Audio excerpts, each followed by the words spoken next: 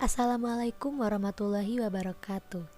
Kami di sini akan membahas mengenai masa pemerintahan di era reformasi. Video ini kami buat untuk memenuhi penugasan pada mata pelajaran Sejarah Indonesia kelas 12 Bahasa. Sebelum membahas masa kepemerintahannya, kita akan sedikit menjelaskan tentang apa itu reformasi.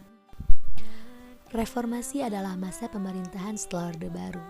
Lahirnya reformasi oleh karena masa pemerintahan sebelumnya berjalan secara otoriter dan sentralistik yang tidak memberikan ruang demokrasi dan kebebasan rakyat. Gerakan reformasi tahun 1998 memiliki 6 agenda, yaitu supremasi kepemimpinan nasional, amandemen Undang-Undang Dasar 1945, pemberantasan korupsi, kolusi dan nepotisme, penghapusan duifungsi ABRI, penegakan supremasi hukum, dan pelaksanaan otonomi daerah. Berikut adalah para pemimpin pada masa pemerintahan di era reformasi.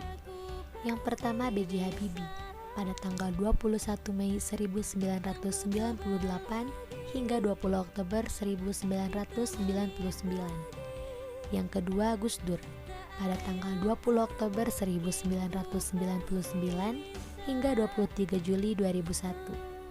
Yang ketiga Megawati pada tanggal 23 Juli 2001 hingga 20 Oktober 2004. Yang keempat SBY pada tanggal 20 Oktober 2004 hingga 20 Oktober 2014. Yang pertama adalah B.J. Habibie 21 Mei 1998 sampai 20 Oktober 1999.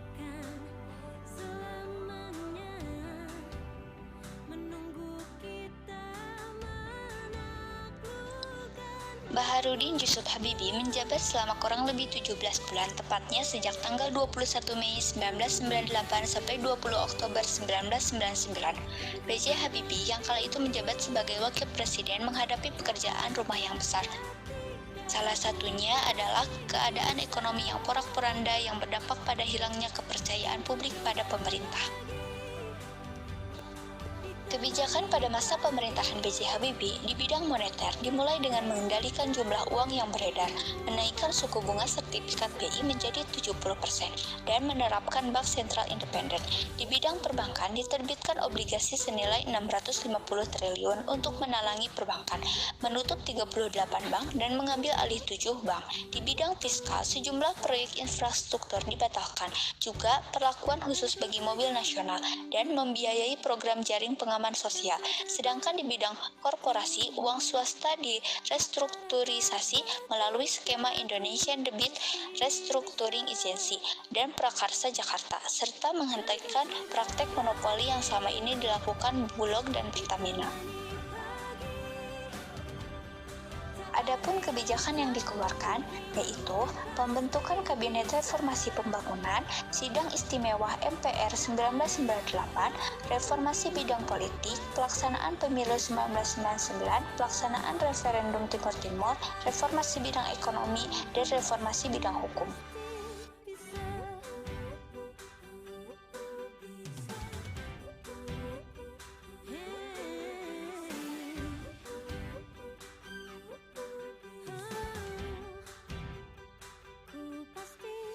Kedua Gus Dur pada tanggal 20 Oktober 1999 sampai 23 Juli 2001.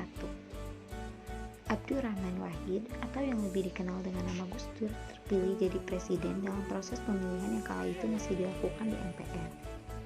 Dia yang diusung poros tengah mengalahkan pesaingnya, Ketua Umum Parpol pemenang pemilu 1999 Megawati Soekarno Putri di MPR.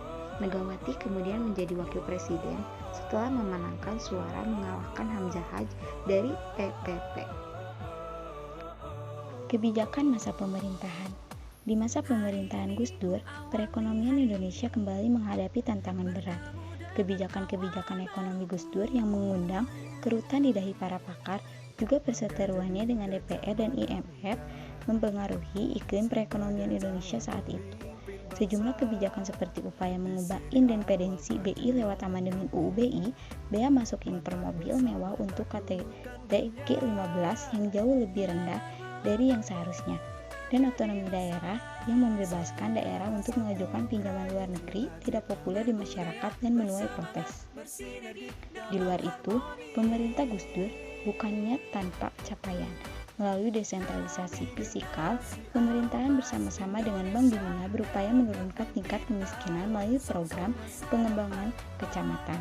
Selain itu juga ada proyek pedesaan, mulai dari pembangunan infrastruktur seperti jalan, jembatan, dan saluran irigasi dan sanitasi, juga memberikan bantuan kredit usaha mikro.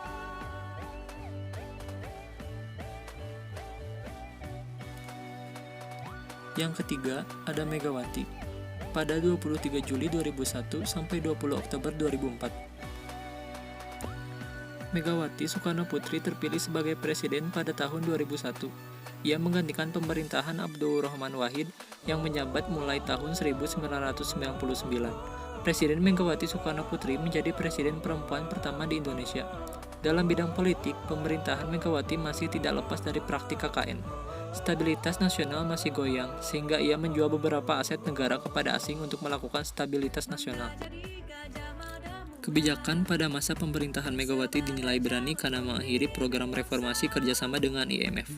Pada Desember 2003 yang lalu, dilanjutkan dengan privatisasi perusahaan negara yang diventasi Bank guna menutup defisit anggaran negara. Setelah mengakhiri kerjasama dengan IMF, Megawati menerbitkan Instruksi Presiden Nomor 5 Tahun 2003 tentang paket kebijakan ekonomi sesudah berakhirnya program IMF untuk menjaga stabilitas ekonomi makro.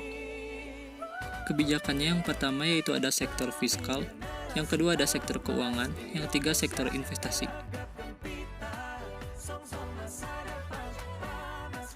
Tiga masalah utama pada masa pemerintahan Megawati. Yang pertama yaitu adanya pelanggaran hak asasi manusia. Yang kedua, merosotnya pengangguran dan menurunnya tingkat perekonomian. Yang ketiga, merosotnya kewibawaan hukum. Terakhir, masa pemerintahan SBY pada 20 Oktober 2004 hingga 20 Oktober 2014. Masa pemerintahan Presiden Susilo Bambang Yudhoyono dimulai dari tahun 2004 sampai 2014. Di masa pemerintahannya ada dua wakil presiden yakni Yusuf Kala dan Budiono. Kebijakan politik yang dibuat adalah Kabinet Indonesia Bersatu yang berada di dalam dua periode, Kabinet Indonesia Bersatu pertama dan Kabinet Indonesia Bersatu kedua. Susilo Bambang Yudhoyono dianggap sebagai presiden yang secara spesifik mengemukakan agenda pemberantasan korupsi. Pada zaman SBY, KPK direvitalisasikan dan memiliki posisi politik yang sangat kuat. KPK telah membongkar berbagai kasus, salah satunya kasus suap Kemenpora Wafid Muharram atau kasus korupsi Wisma Atlet yang dilakukan oleh Nazarudin. Di dalam hubungan internasional, peran Indonesia dalam kancah internasional tidak dipandang sebelah mata. Indonesia pada masa itu aktif di berbagai forum internasional seperti APEC dan Global Climate Change. Kemajuan pemerintah SBY tidak sampai di situ saja. Berbagai kemajuan dilakukan, di antaranya adanya Badan Penyelenggara Jaminan Sosial atau BPJS, pendidikan wajib 12 tahun, pembangunan wilayah juga berjalan dengan baik seiring dengan konektivitas. Selain banyak pencapaian yang telah dibuat oleh SBY, terdapat juga isu kontroversial yang ada di dalam masa pemerintahannya. Di antaranya, 1. Kasus Senturi, 2. Kriminalisasi KPK atau Komisi Pemberantasan, 3. Korupsi kasus mafia pajak yang melibatkan Gayus Tambunan, 4. Kasus Sekretariat Gabungan, 5.